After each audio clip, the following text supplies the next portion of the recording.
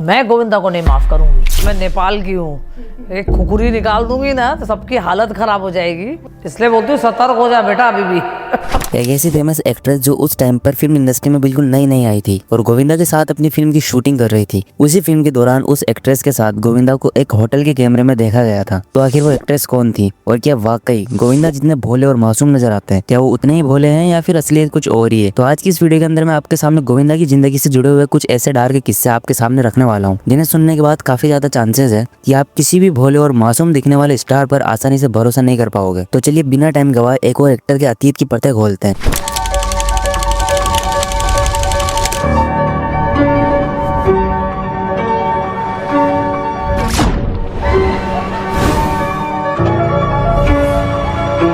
दिसंबर 1963 को अरुण कुमार आहूजा और नीलम देवी के घर एक बच्चे का जन्म होता है, जिसे नाम दिया गया था गोविंदा। जी हाँ, जिन्हें जानकारी नहीं होने में बता दूं कि गोविंदा भी एक तरह से फिल्मी परिवार से आने की वजह से नेपोटिज्म से जुड़े माने जाते हैं। गोविंदा के पापा अपने टाइम के जाने माने कलाकारों में से एक थे। 1930 के दशक के एंड में उनके पिता मुंबई में एक्टर बनने आए थे और इनके पापा को महबूब खान की फिल्म औरत में निभाए गए कैरेक्टर के लिए पहचाना जाता है। अरुण कुमार का पेशेवर सफर एज ए एक्टर लगभग 15 साल तक चला। 1939 से 1954 के बीच में उन्होंने करीबन 30 फिल्मों में हीरो के तौर पर काम किया था। उन्होंने एक ऐसी फिल्म भी करी थी जो बॉक्स ऑफिस पर बुरी तरह फ्लॉप साबित हुई, जिसकी वजह से उनको भारी फाइनेंशियल लॉस भी झेलना पड़ा। इसके बाद उनका परिवार, जो पहले मुंबई के काटर रोड पर एक बंगले में रहता था, विरार, जो मुंबई का नॉर्थ साइड है, वहाँ शिफ्ट हो गया और यहाँ पर ही गोविंदा का जन्म होता है। अपने स्ट्रगल के टाइम में गोविंदा अपने मामा के घर में रहा करते थे और वहीं से ऑडिशन देने जाया करते थे। गोविंदा के पास ऐसे मैं कोई 50-60 के करीब फिल्में हैं। क्या ये बात सही है?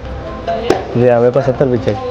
इसी दौरान उनकी मुलाकात सुनीता से हुई, जो गोविंदा की मामी की बहन थी। जी हाँ, सुनीता की बड़ी बहन की शादी गोविंदा के मामा से हुई थी और यहीं से दोनों की पहचान भी शुरू हुई। शुरुआत में दोनों के बीच खूब नोकझोंक हुआ करती थी, लेकिन जिस चीज ने उन्हें करीब लाया था वो था डांस। गोविंदा के मामा अक्सर दोनों को डांस परफॉर्मेंस का हिस्सा लेने के लिए कहा करते थे, मगर सुनीता अक्सर मना कर देती थी। गोविंदा विरार जैसे छोटे इलाके से आते थे, जबकि सुनीता एक हाई सोसाइटी बैकग्राउंड से हुआ करती थी। धीरे धीरे इन दोनों के बीच में नजदीकियां बढ़ी और रिश्ता शादी तक भी जा पहुंचा। इन दोनों की मदर्स को इस रिश्ते से कोई आपत्ति नहीं थी। जब गोविंदा और सुनीता रिलेशनशिप में आए थे तब सुनीता की उम्र मात्र 15 साल की थी और गोविंदा 21 साल के थे। 3 साल तक साथ रहने के बाद जब सुनीता 18 और गोविंदा 24 के हुए तो दोनों ने शादी कर ली। ये शादी काफी सादगी से हुई, इसमें ज्यादातर मेहमानों को नहीं बुलाया गया और केवल करीबी परिवार वालों की मौजूदगी में दोनों ने शादी कर ली। अब तक तो सब कुछ नॉर्मल लग सकता है, लेकिन असली चौंकाने वाली बातें यहीं से स्टार्ट होती है।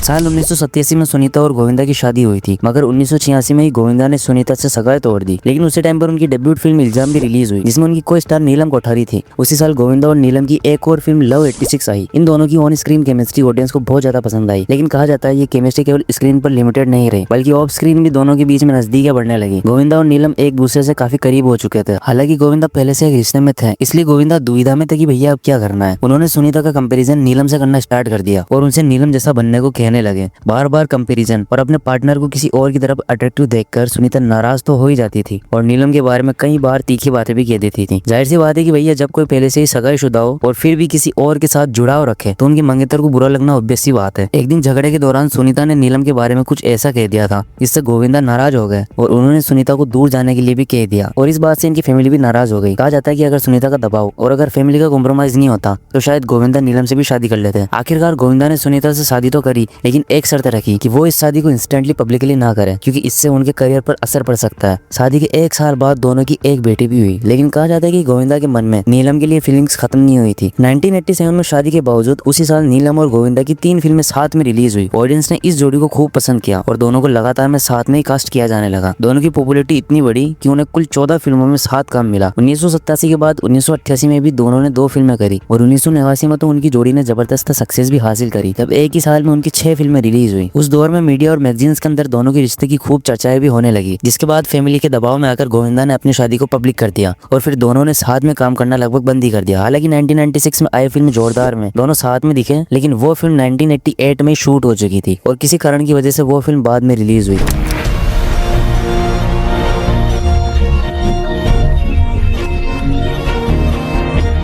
नीलम के साथ में कंट्रोवर्शियल रिश्तों की चर्चाओं के बावजूद गोविंदा का नाम एक और एक्ट्रेस के साथ में जोड़ा गया, इनके साथ उन्होंने कई हिट फिल्में भी दी हैं और ऑडियंस ने इस जोड़ी को भी खूब पसंद किया था। इस एक्ट्रेस के साथ उन्होंने 11 फिल्में करी और 90s के दशक में ये जोड़ी सुपर हिट रही। अगर आप नहीं जानते तो मैं आपको बता दूं कि ये एक्ट्रेस करिश्मा कपूर है। जी हाँ, कई रिपोर्ट्स में गोविंदा और करिश्मा के बीच रिश्ते की बात कही गई है। न्यूज़ 18 की एक रिपोर्ट के अकॉर्डिंग ये दोनों कुछ टाइम तक करीब थे। हालांकि ये रिश्ता तो ज्यादा लंबा नहीं चला और करिश्मा ने अदर बिग स्टार्स के साथ में काम करना शुरू कर दिया, जिससे दोनों की जोड़ी टूट गई। अब बात उस एक्ट्रेस की जिनके साथ गोविंदा को होटल में कैमरे में देखे जाने की खबर सामने आई थी। बताया जाता है कि वो एक्ट्रेस रानी मुखर्जी है।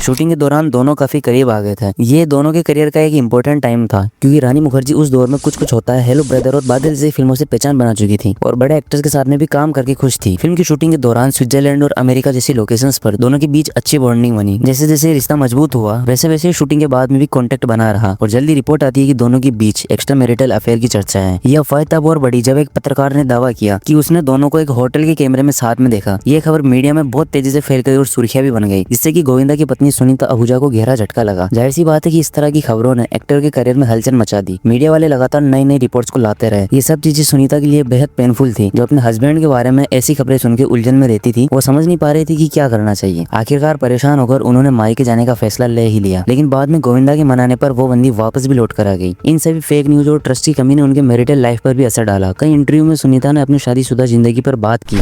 अगर आप गोविंदा जी से शादी नहीं करती तो फिर आपकी लाइफ में कौन होते मैम? अगर गोविंदा से मेरा शादी नहीं होता तो मेरे डैड थे फिल्म इंडस्ट्री के डिस्ट्रीब्यूटर, कलकत्ता के डिस्ट्रीब्यूटर थे और वो कभी नहीं चाहते थे कि मैं गोविंदा से शादी करूं। मेरे शादी में आए भी नहीं क्योंकि उनको पता था फिल्म इंडस्ट्री में कैसे होता है, क्या नहीं होता है, सब पता था। तो वो हमेशा चाहते थे कि मैं कोई बिजनेसमैन से शादी करूं और उन्होंने एक लड़का देखा था हॉलैंड में। बहुत अच्छा लड़का था, बिजनेसमैन था। बट मेरा प्यार सच्चा था। मैं 15 साल की थी जब मैंने गोविंदा का हाथ पकड़ा, मैंने गोविंदा को प्यार किया। तो गोविंदा पीछे पागल जैसी थी एकदम, लाइक हम दोनों बहुत प्यार करते थे एक दूसरे को। पता नहीं किसकी नजर लग गई, भगवान देखेगा उनको।